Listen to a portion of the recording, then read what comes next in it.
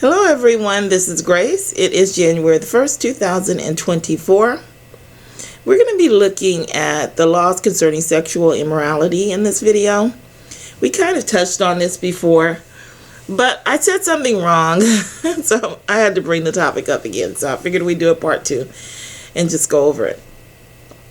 I had gotten a definition when we looked at the term virginity in the New Testament.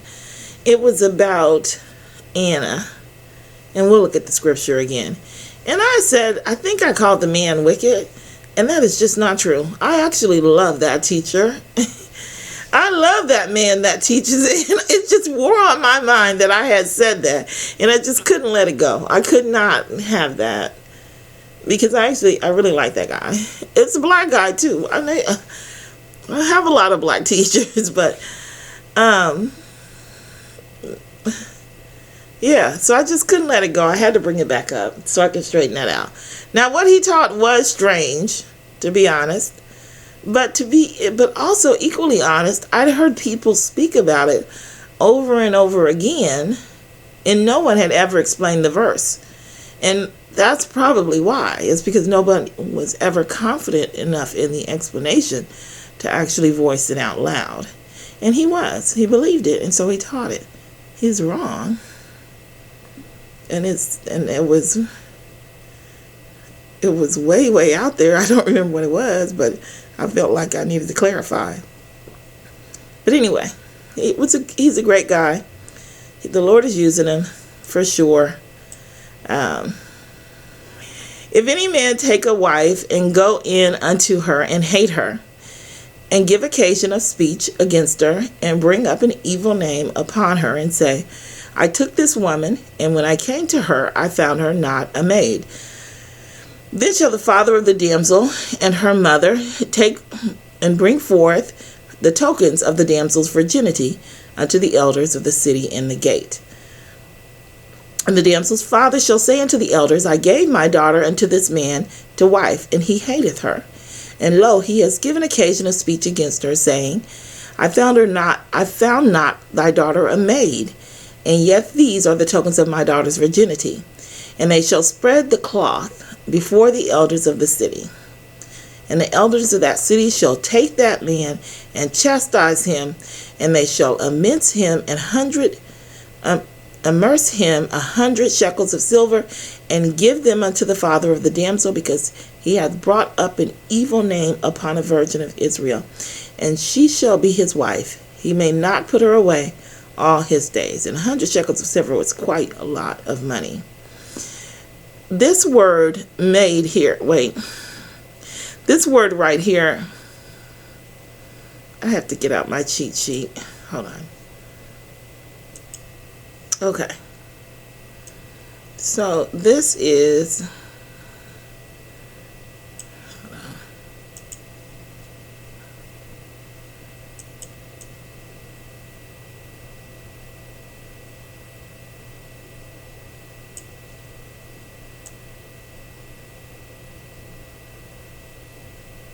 okay.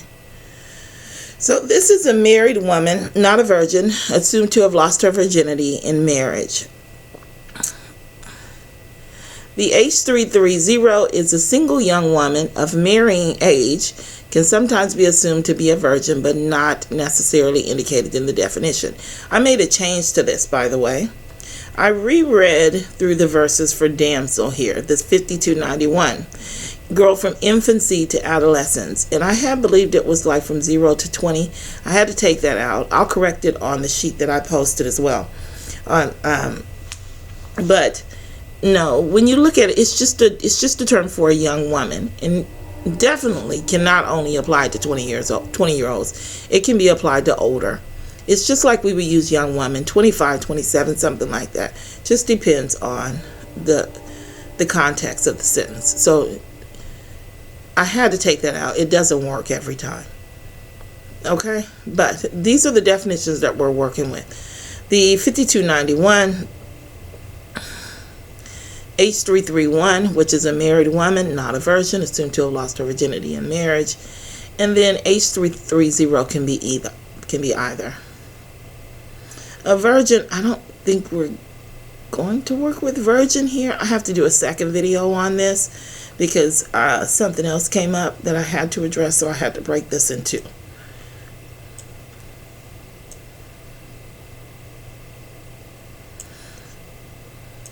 Okay.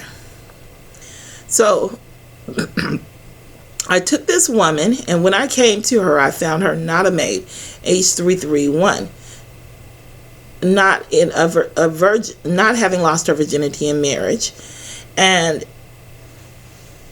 so she is not a virgin here. She's definitely not. And then everything else is self-explanatory. So we're not going to spend a lot of time in this one. We've already cleared up, because it is popular to say this means virgin, but it doesn't. It does not mean virgin. As a matter of fact, I put some scriptures in here to show us. Genesis 24:6, and he's speaking of when he went to look for a wife for Isaac, and he saw Rebekah, and he said a little prayer that she would give him water and water his animals as well. And the damsel was very fair to look upon, a virgin, neither had any man known her. And she went down to the well and filled her pitcher and came up. So he uses 59:21, a damsel, very fair to look upon. He uses virgin, the age 331, which is general. Neither had any man known her, and he tells you that she was a virgin physically as well. And then when we go down to verse 43, it says, behold, he's recounting the story to her mother and her brother.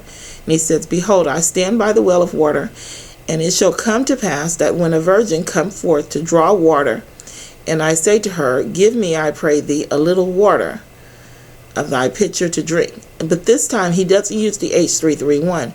He uses age 59:59, which is the term for virgin.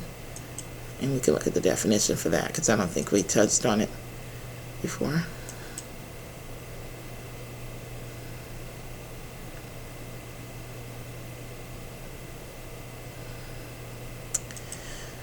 Okay. A virgin, young woman of marriageable age, a maid or newly married. It's a virgin.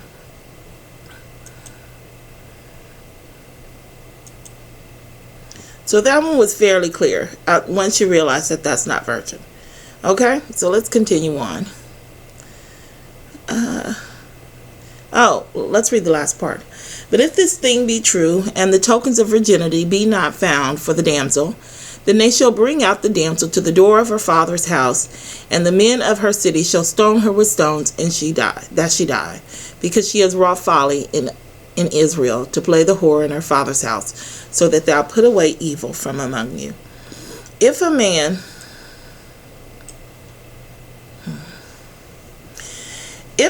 I didn't investigate that, I'm sorry. We just have to say it's true for now. Just have to say it's true, because I'm probably not going to look into it any further. If a man be found lying with a woman married to an husband, then they shall both of them die, both the man that lie with the woman and the woman, so shalt thou put away evil from Israel. Now see, that's logical. That's why, well, this is logical too, because we're going to find, it's going to repeat it down here. So maybe that is okay. Anyway, let's continue on.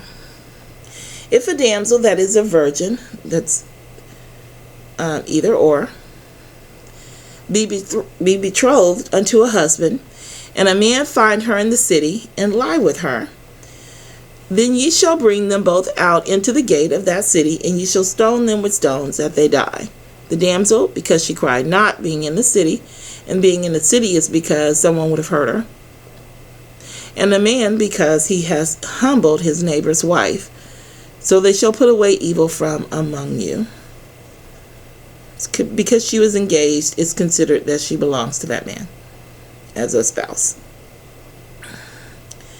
But if a man find, I think this is the one that has the problems. No, it's the next one.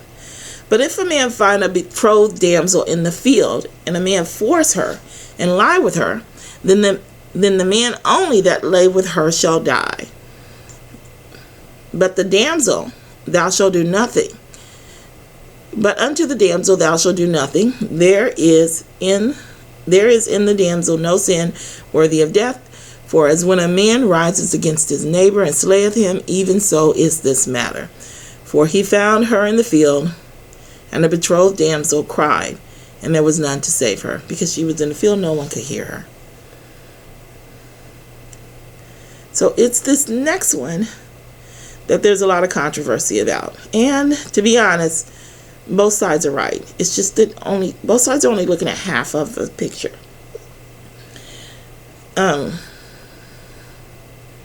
The atheists are right when they say it's rape, and the Christians are right when they say it's seduction.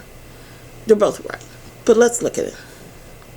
If a man find a damsel that is a virgin, which is not betrothed, and lay hold on her, and lie with her, and they be found, then the man that lie with her shall give unto the damsel's father 50 shekels of silver, and she shall be his wife, because he has humbled her.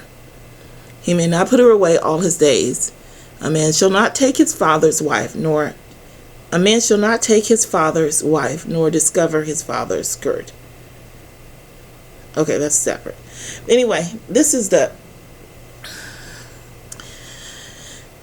scripture right here that there was a lot of conversation about.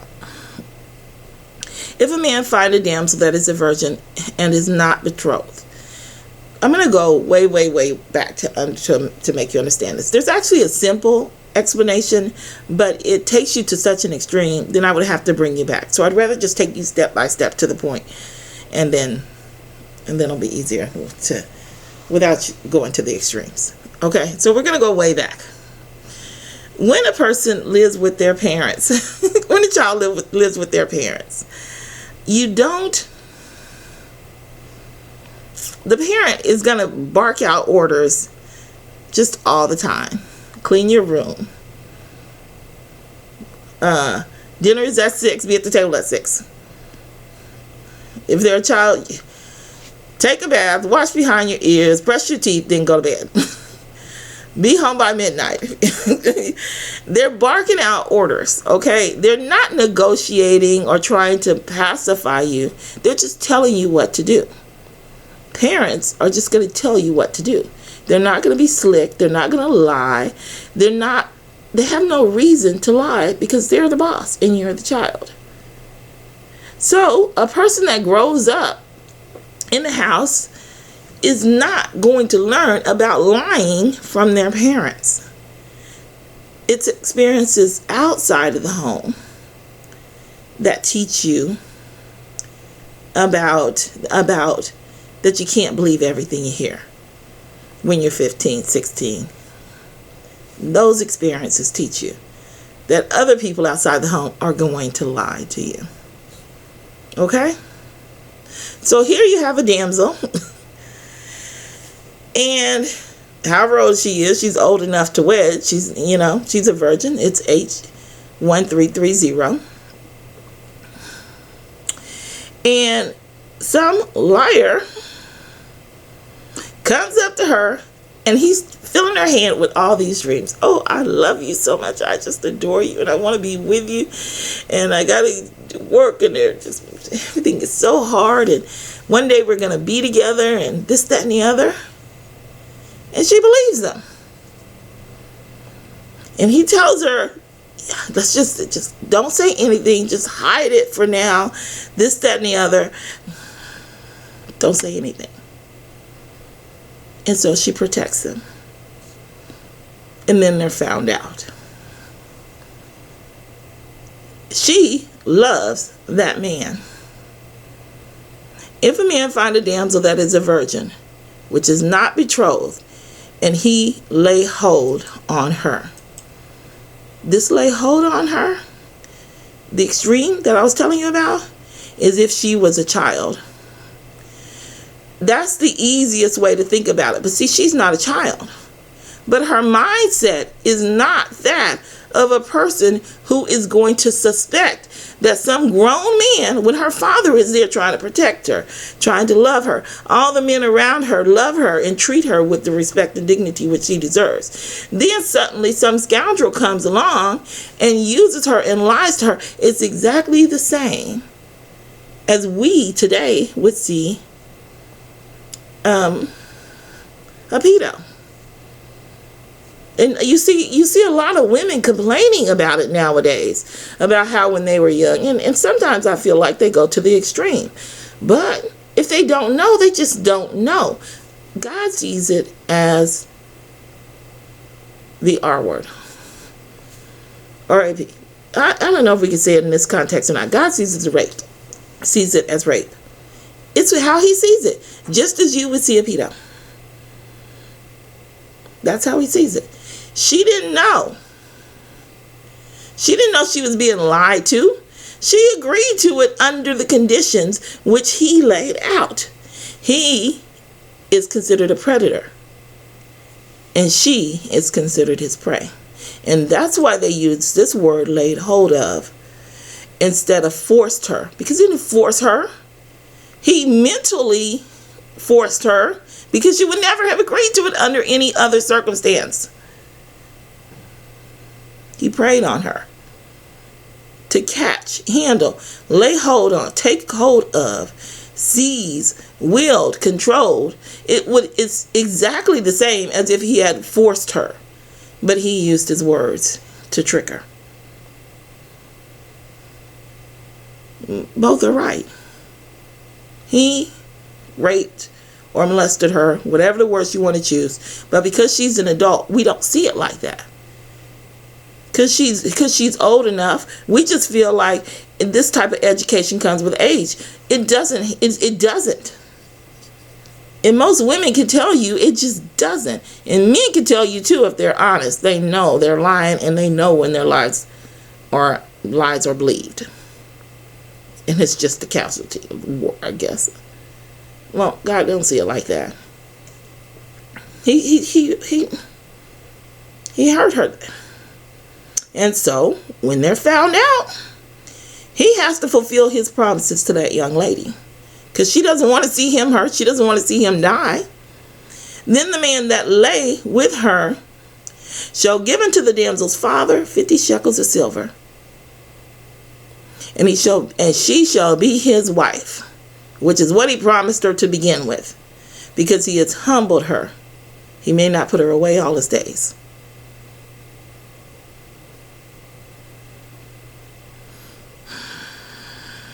Okay. Let's look at the rest of the scriptures that I pulled.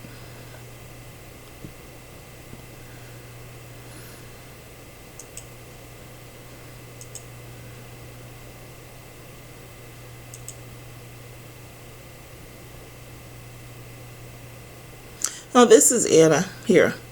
And there was one Anna, a prophetess, the daughter of Phanuel, of the tribe of Aser. She was of a great age, and had lived with an husband 7 years from her virginity.